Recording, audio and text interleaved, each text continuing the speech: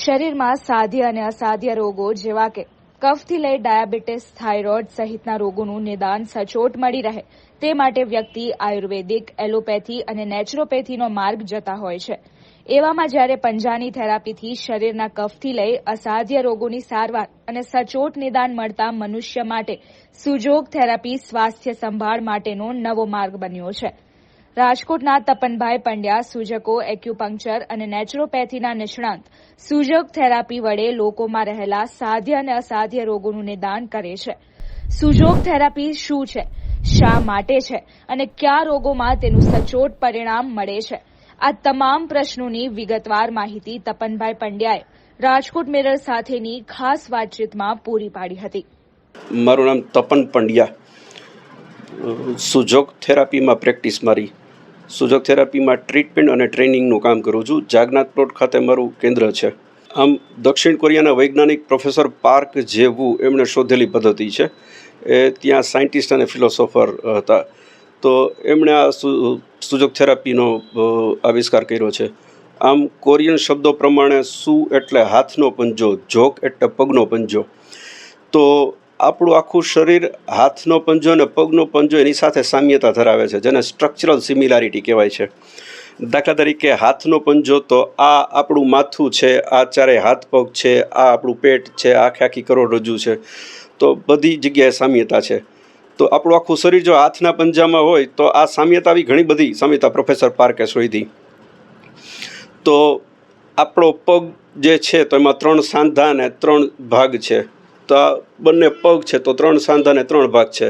આપણા હાથમાં પણ 3 સાંધા અને 3 ભાગ છે. ખભો છે, કોણી, કાંડું. તો આમાં પણ ખભો, કોણી, કાંડું 3 જ સાંધા અને 3 ભાગ છે. એટલે આપણા હાથ પગ અહીંયા આપેલા છે. આપણું માથું છે તો 2 સાંધા અને 2 ભાગ છે. તો અહીંયા 2 સાંધા અને 2 ભાગ છે. તો કેમ 1 નહીં, કેમ 3 નહીં? તો કુદરતે જ આપ્યું છે ને આપવા પાછળ કોઈ ચોક્કસ કારણ છે. અને આની ઉપરથી પ્રોફેસર પાર્કે આખી પદ્ધતિનો શોધ કરી છે.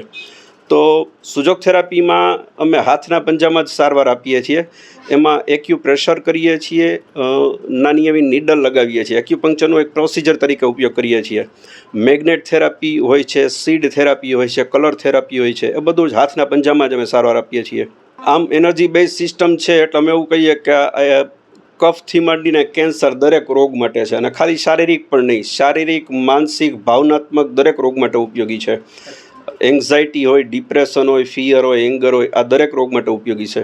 લોકોમાં હવે જાગૃતિ આવતી જાય છે. અમે કોઈ પેશન્ટનું ડાયાબિટીસ મટાડ્યું હોય પછી એ તાવ આવે તો એ અમારી પાસે આવે છે. લોકોમાં હવે જાગૃતિ આવતી જાય છે અને અમે અવેરનેસ માટે પ્રયત્નો કરીએ છીએ. આપ અત્યારે આવ્યા છો તો ખાસ વાત બીજી એ કે પ્રોફેસર પાર્ક જેમણે સૂજોગ થેરાપીની શોધ કરી છે એમની જન્મતિથિ 11 માર્ચ અને મૃત્યુતિથિ 25 માર્ચ. તો આ 15 દિવસના ગાળાને અમે સૂજોગ અવેરનેસ ફોર્ટનાઇટ તરીકે આખા વર્લ્ડમાં ઉજવીએ છીએ. તો આ દરમિયાન જ આપણો ચેનલમાં ઇન્ટરવ્યૂ થાય છે. તો અમારી તો ખાસ પ્રેક્ષકો જેટલા પણ દર્શકો છે ને ખાસ કે આ થેરાપી વિશે જાણો અને એમાં જ અમે જાગૃતિ ફેલાવવાનું ખૂબ કામ કરીએ છીએ. તો અમારી સંસ્થા જે છે ઇન્ટરનેશનલ સૂજોગ એસોસિએશન, એના દ્વારા અમે અલગ અલગ જગ્યાએ અવેરનેસ સેમિનાર, ટ્રીટમેન્ટ કેમ્પ આ બધું આયોજન કરીએ છીએ. અલગ અલગ ગવર્મેન્ટ ડિપાર્ટમેન્ટ્સમાં, સોસાયટીઝમાં, કમ્યુનિટીઝમાં, એનજીઓમાં બધી જગ્યાએ કાર્યક્રમ નિઃશુલ્ક કરીએ છીએ અમે. આમ હા, દરેક રોગ માટે અલગ અલગ હોય છે. કારણ કે દર્દીની ઉંમર અલગ હોય, રોગ અલગ હોય, એની સિવિયરિટી, ઇન્ટેન્સિટી બધું અલગ અલગ હોય છે. તો આમ ચોક્કસ સમય તો ન કહી શકાય, પણ પેશન્ટની ઉંમર જેમ ઓછી એમ જલ્દી રિકવરીના ચાન્સીસ હોય. અથવા તો કોઈ પણ રોગ ડિટેક્ટ થયો હોય ને તરત જ આવે. દાખલા તરીકે થાઇરોઇડ ડિટેક્ટ થયું ને તરત જ અમારો સંપર્ક કરે તો ઓછા સમયમાં થાય. થાઇરોઇડ શરૂ થઈ ગયું ને મેડિસિન લીધી ને પછી આવે તો થોડો સમય વધારે લાગે. આ રીતે પરિણામો અદ્ભુત છે. અને આ છે ને આખું આમ કુદરતી વિજ્ઞાન છે. આપણે જ્યાં પંચમહાભૂત છે એ જ રીતે પંચમહાભૂતના જે સિદ્ધાંતો છે એનો પણ ઉપયોગ એની અંદર કરવામાં આવ્યો છે. અમે 6 મહાભૂતમાં માનીએ છીએ. એનર્જી, અમે જેને એનર્જી કહીએ છીએ, wind, heat, hotness, humidity, dryness, કોલ્ડનેસ, 6 પ્રકારની એનર્જી. તો એની ઉપર જ આખું કામ કરીએ છીએ અમે. ખાસ વાત એ કે અમે જે કોઈ પણ સારવાર આપીએ એ ક્યારેય રોગની નહીં, રોગીની સારવાર આપીએ છીએ. બરાબર? કારણ કે પેશન્ટ અમારી પાસે એકસાથે 5-6 કમ્પ્લેન લઈને આવ્યા હોય કે ભાઈ ડાયાબિટીસ છે, થાઇરોઇડ છે અને સાંધા દુખે છે, કબજિયાત છે, શ્વાસમાં તકલીફ છે. તો અમે 5એની અલગ અલગ સારવાર ન આપીએ. અમે એમનું એક માળખું બનાવીએ, એમનું એક બંધારણ, કોન્સ્ટિટ્યુશન કહીએ અમે, અને એક સારવાર તૈયાર કરી અને આપીએ અને એ 5 જગ્યાએ અસર કરે. આવી એક પદ્ધતિ છે. સુજોગ થેરાપી રોગની નહીં પરંતુ રોગોની થેરાપી છે. ઘણા લોકોને સુજોગ થેરાપીથી સચોટ પરિણામ મળ્યું છે.